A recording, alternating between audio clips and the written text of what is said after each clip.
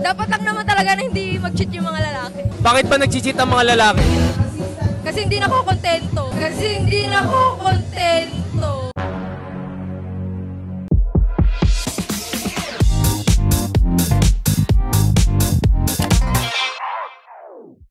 Okay, bago ko tanongin ito, gusto mong nakitang batiin ng happy birthday. Okay, tapos syempre gusto ko munang i-shoutout yung Magawad Ming, saka yung admin ko na si AJ. Okay, ito ang tanong mo. Ano para sa iyo ang kahulugan ng pagiging matalino? Uulitin ko lang.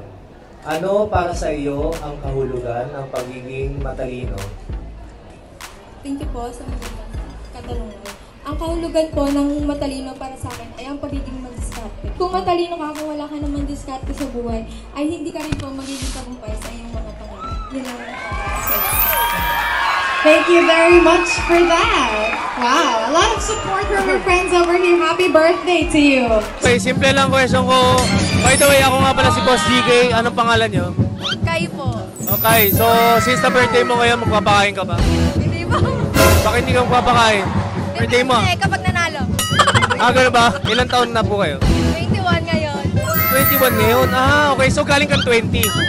Ang galing ano. Taga saan ka po? Dito po, sa Barangay Doña Imelda. Area 3 din. Marami kayo Area 3 no? Single or taken? Taken po. Let's go na. Hindi, joke lang. Hindi, sige, tutuloy ka lang. Ilang taon na kayong mag-boyfriend, girlfriend? Magsi 6 years. Medyo matagal na. So, kailan kayo mag-end up? Nagtatrabaho, nag-aaral? Nag-aaral po. May tanong ako, bakit ba nag-cheat ang mga lalaki?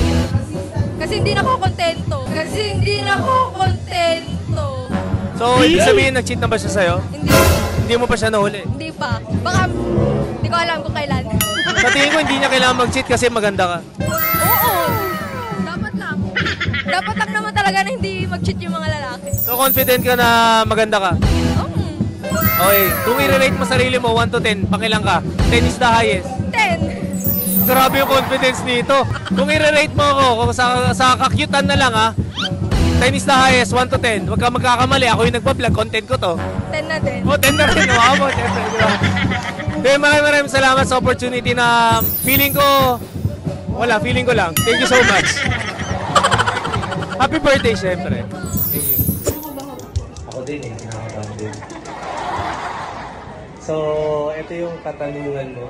Sino ang role model mo sa buhay? At bakit? Yung papa ko po. Bakit? Hanggang sa huli po ng niya, lumabang pa rin siya. Kahit po nahihirapan na siya.